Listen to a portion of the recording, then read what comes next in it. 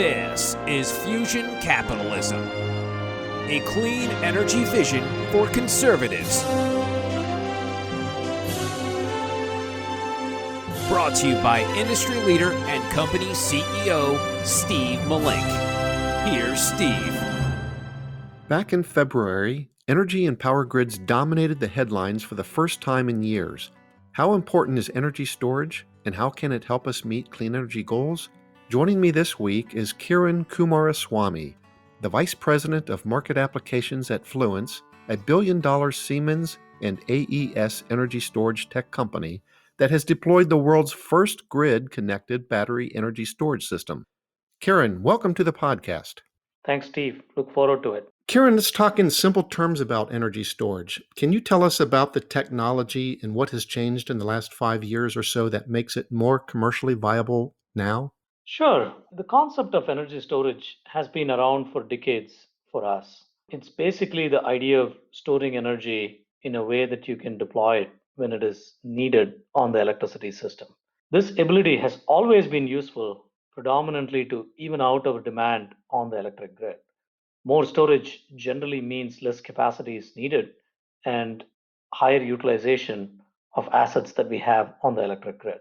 Traditionally, we've had the capacity that is there exactly when the demand spikes, and we call it the peaker plants on the generation side of the house. These peakers, mostly gas plants, are typically not used outside of the peak periods. And the way that Fluence has traditionally approached this market is by defining the jobs that energy storage can do and explaining this to our customers. Many times, energy storage can solve a problem better than traditional technologies. We are moving fast to really take our early successes and productize our offerings in the market, incorporating the best lessons learned from the field, the best safety features, and the most advanced controls, and moving them to a mass scale. Today, we are actually creating products that solve the most compelling jobs that energy storage does in the electric grid. Our shift to creating both hardware and software products really makes our offerings more accessible, easier to buy, and quite cost competitive. And Steve, like you noted before, we started in this business a long time ago. It was in 2008 when we started testing out the first grid scale commercial lithium ion battery in one of the Midwestern states, Indianapolis. And then we did our first commercial project in Chile in 2009. Today, we have done commercial energy storage projects in about 18 markets. And in many, many cases, we are the first to pioneer new applications of storage, including using it to replace natural gas peaker plants. And now we are using it on other applications like virtual transmission and virtual dams. Okay. Can you tell us if lithium ion batteries have become the industry standard? That's a great question. Fluence is a technology agnostic company. Our IP is in the architecture of how we put together these systems and the software controls and the digital platform that we add to the platforms to get the maximum functionality from these systems. That said, we have been using lithium ion as the choice technology for most of our projects because it is the technology that's the most mature today. It's got a deep supply chain. It's got this amazing benefit of synergy with the transportation sector, and it's got the scale and the financing capabilities to stand behind it. So when we talk about lithium ion battery companies like LG Chem or Samsung, we are talking about large corporations that have the balance sheet and that can stand behind a 15, 20-year grid asset, which is what we are building for our customers today. Okay. The most obvious benefit of energy storage is that it allows solar and wind power to compete with traditional fossil fuels by storing the energy when the sun is shining and the wind is blowing for later use. Are there other key benefits that our listeners should know about? Yes, there are certainly other benefits, and it's one of the key roles that I play in Fluence is to educate our customers on these type of benefits of storage and broadly the stakeholders that are all involved in this area. So one of the first, again, we are a big fan of the jobs to be done framework that Clay Christensen, one of the famous authors, actually talks about. If you've read Competing Against Luck or Innovator's Dilemma, we are a big fan of Clay Christensen. And so one of the first jobs to be done for energy storage was to provide frequency regulation which is an ancillary service in the electric grid. This is a classic case because energy storage can provide very fast, accurate, precise responses to deviations in frequency when traditional forms like an electric generator are highly inefficient in providing this job. And so we had identified a very clear job that needed to be done, and energy storage was simply the best resource to do that job. That was the first application that we pioneered. Then we started looking into energy storage to replace gas fired peaking generation plants, which were running for just a few hours of a few days in a particular year. So these were used largely for very few hours of peak demand times in a particular year. And so we were asking ourselves the question of why would you have to use this gas plant for such a short amount of time when you could be using energy storage for providing that service, and you could utilize it for additional grid ancillary services when you don't need the peak capacity service. And so the math actually worked out there. Today, the flexible peaking capacity market is a very tangible and high growth market segment that we are focused on. The third application that we are beginning to see now is the combination of solar plus storage. And there's some synergistic benefits that are happening on that side when you're able to pair up solar plants with battery based energy storage. It helps you time shift the renewable production from like the early afternoon times when renewable, particularly solar, peaks to when the demand on the electricity system peaks, which is typically during the evening times. And so you're able to time shift all of this renewable solar output that is getting produced in the early afternoon into the early evening times when demand actually peaks. And so that is actually creating a lot of benefits for our customers. And so that's the third application in terms of solar plus storage that's coming of age. Fourth and last, we are seeing emerging applications of using energy storage on the transmission system to help the existing transmission and distribution system function much better in terms of using energy storage on hydro plants that don't have a reservoir, that don't have natural pondage, so that we can actually call them a virtual dam, so that we are pairing up battery based energy storage with these hydro plants to make them a virtual dam. And so these are emerging applications, but the spectrum of all of these applications are the benefits that the technology provides for customers. Okay, well, thank you, Kiran. How quickly do you see this energy storage industry growing in the next 5 to 10 years? And will it mostly be used for utility scale projects, or will it also be used for distributed applications such as buildings and microgrid applications? That's a good question. We think that there are very specific jobs on the utility scale that energy storage is providing today, and those would continue to grow. Why do I say that? It's largely because renewable energy sources are simply the most economic resources on the electric grid today. But the reality is that there is a timing mismatch between particularly solar output and when the demand peak actually happens. And so there is most certainly a need for you to time shift the renewables to match the demand profile on the electric grid. And so that is going to significantly accelerate. And some of the applications that I talked about there, including solar plus storage and peak capacity, those are going to create a large need for battery based energy storage and largely energy storage in the grid. The question of whether it's behind the meter distributed or in front of the meter, I personally think that the answer is both. If you think about any other commodity that we think about of having energy or storage, for example, if you think about transportation or perishable goods, natural gas, data networks, we have storage embedded in every piece of those networks, right? I mean, we have in perishable goods, for instance, we have storage at the large supply centers. We have storage that's embedded in the supermarkets. We have storage that's embedded at each point in the delivery network. And data is very similar. Our phones have storage. We have storage in the cloud. We have storage on our computers. It's omnipresent, right? And so I think the way the electric system is designed was bearing in mind that there was no energy storage available, right? The only forms of storage available were pump storage, which we are highly familiar with, the large dams that we've constructed around the world, highly capital intensive projects takes a long time, mostly public works type of projects that were constructed 30, 40 years ago or several years ago. And those were the only forms of storage available. So, this new way of thinking about it using battery based energy storage is a different way of reimagining the grid, right? And so, I think it's going to be a combination of all of the above in terms of in front of the meter Hmm. energy storage, behind the meter residential. It's going to be all over. And quite honestly, it's going to change the way we think about energy storage overall and the fabric of electricity and electric grid operations, planning, how this all comes together. It's the dimension that we have not had before, but it's one that's going to come very soon.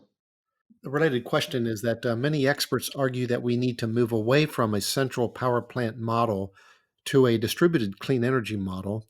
The reasons are that a smart grid of the future needs to be resilient against the possibility of one weather event or a cyber attack taking down a large part of our grid and our economy. While utilities are, they still control the vast majority of our country's power generation. What do you say about the vision of having thousands, if not millions, of microgrids instead? That's a great idea, honestly. I think we have looked into this area before. It's one that I think has significant promise overall. We looked at it several years ago in the context of adding more resilience in the Puerto Rico electric system following some hurricanes there. We felt that a cluster of what we would call as mini grids that were self-contained but connected through high voltage transmission lines that are weather hardened would be a significantly better solution than a fully centralized solution. It would serve reliability and resilience objectives much better than a fully central grid. And so it is one of those things, Steve, that could be very interesting to look at in terms of making sure that we move into a future where there is resiliency that's embedded in the network itself, right? And there's lots of good parallels and good research behind it too. I don't know if people have heard about this third industrial revolution topic before, but the idea is that in every industrial revolution there is a tie with energy and Hmm. communication. The first industrial revolution was the steam engine, and the second one was the electric bulb. And so there is certainly the thought that as we move into the third industrial revolution, this concept of decentralized energy and the communication networks, how they've evolved into the way we are operating today, could certainly move us into that direction, right? Now, Okay. is that going to happen like in the next 2 to 3 years? Probably not. But would we move into that in the next decade or 2 decades? I have a greater certainty that we would move in that direction. Okay, great. It seems that growth in the energy storage industry started in earnest with companies like Tesla bringing electric vehicles to the marketplace. How much credit do you give to EV manufacturers for helping develop the technology to the point of being able to use it for the electric grid? It has been a significant push. And that's one of the key things that I highlighted before. Even though we are technology agnostic, we are simply pretty biased about lithium ion as the choice technology today because of that synergy with the EV makers, right? And so when you have the likes of Tesla and LG Chem and Samsung and other large battery companies that are building up their factories and supply chain and logistics around this technology, it's at a scale that is simply cannot be paralleled with any other technology. And so that has been fascinating to watch. Again, we came into the space much earlier.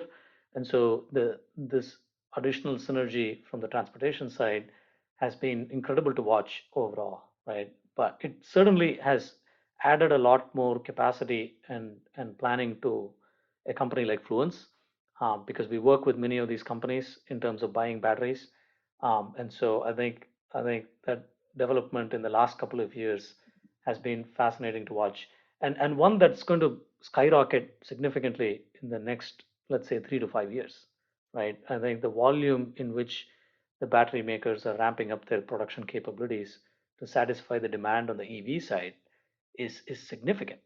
And so even if you catch a few tailwinds on that, the benefits for the stationary energy storage market for what we are all trying to do on the electric grid side, you know, would be remarkable.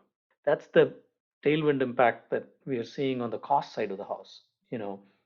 One of the biggest drivers of the cost of an energy storage system is the cost of the batteries themselves, right? And so Yes. we've seen this fall substantially, and a significant chunk of it can be attributed to the investments that these battery OEMs have done on their side, right? And largely towards the EV volumes. And so we're already catching some tailwinds there. I think we'll catch a lot more tailwinds on that. The only thing is that we in the electric sector, we just have to be prepared to use the technology for the right jobs to be done where it's much more efficient to use it, right? And so Okay. that requires a combination of regulatory and planning and making sure that we are on top of our game. Speaking of the cost of battery storage, how does it compare to the cost of solar and or wind power? And maybe another way of saying that or asking that would be percentage wise, are you adding to the cost of a project by deploying a battery storage system? Are we talking about 30%, 50%, 100% more expensive? And you must be seeing the return on investment of that to make this a marketable solution. Yeah, that's a good question. It's again, this is an area where we've continued to run the analysis on the combination of solar and storage together. At the outset, while it looks like you're adding more cost by adding a battery to a solar plant, I think what is happening is that the ability to move that zero marginal cost solar energy that's getting produced at 2 p.m. and 3 p.m. and 4 p.m. into 6 p.m. and 7 p.m. hours means that you're actually displacing a traditional fossil based resource from producing energy in those evening times. And so the calculation becomes one of comparing the marginal cost of producing energy from solar, which is zero, right? Solar is a zero marginal cost Mhm. resource, to the marginal cost of producing energy from a traditional fossil based resource, which is what we would typically use in the evening times. And that's either the price of natural gas or the price of oil or the price of coal, one of the combinations of the three. So, what you're effectively doing there is to displace fossil fuel use in the peak periods by moving that zero marginal cost solar into the evening times. That's the calculation that we are doing. And so, in doing that calculation, what we are seeing is depending on the nature of the solar profile, for parts of the US, if you're in the desert Southwest, if you're in California, if you're in parts of Texas, it actually does pencil very well. That if you're moving that early afternoon solar into the evening peak to displace a gas fired traditional generation plant, the economics actually do pencil very well. And that's partly the reason why you're seeing utilities in these geographies buying lots of solar plus storage projects these days because they're all running the economic calculations, and those calculations are telling them that it's cheaper to buy this solar plus storage project than trying to burn fossil fuels in the evening times, right? And so more than the environmental side and the fact that this would be a greener solution, the economic aspects of it are also significantly helping, right? Of course, there's tax policy that's coming to the aid here, right? We've got the investment tax credit on solar plus storage applications. And so that helps this case a little bit by giving it a haircut on the overall cost of the project. But still, the overall cost value in terms of the math, how it works out, is turning out to be beneficial here. And from a cost perspective, maybe one point to hit on batteries itself. When we started this business in 2008, 2009 timeframe, in Indianapolis and Chile and other markets like that, battery costs were roughly in the order of like about $3,000 a kilowatt hour, roughly speaking. Okay. Now they are much closer to like $150 a kilowatt hour, and Wow. rapidly continuing to decline, right? That's the nature of battery costs, right? And so, and there's many estimates from battery OEMs of like reaching that holy grail of $100 a kilowatt hour and beyond that. And we will progress towards that in years to come. But one of the other things that a company like Fluence is doing from our side is to also focus on productizing and manufacturing at scale. So what we used to do previously was to build a custom house, right, where everything is specced out and we're building custom houses. These used to be custom projects. Now we are manufacturing at scale. So what we are trying to do is to build more efficiency into something that can be repeated over and over again, where we are trying to optimize the supply chain and the logistics, and more importantly, even improve the quality while we are trying to reduce cost, right? And so just to give you one data point on that, we started this company, Fluence, in January 1st of 2018. Even in the last 3 years, the scale of our business is about 400% larger in the last 3 years, right? And so with that scale, we have leverage, and that we are able to use that scale to our advantage to drive cost out and build repeatable process. Interesting. Okay, well, Kiran, we have to stop right here, but coming up in the second part of my conversation with Kiran Kumaraswamy, the Vice President of Market Applications at Fluence, we'll get into the work that Fluence is doing and what the company's mission really is. For us at Fluence, we want to be delivering the lowest total cost of ownership energy storage systems that deliver the highest value for our customers globally, and be their trusted advisor in a period of change where clean energy resources are becoming simply the most economic choices out there. Thanks for listening to Fusion Capitalism. To find out more about Steve Malink and his book, go to fusioncapitalism.com. This has been a production of Forbes Books Radio.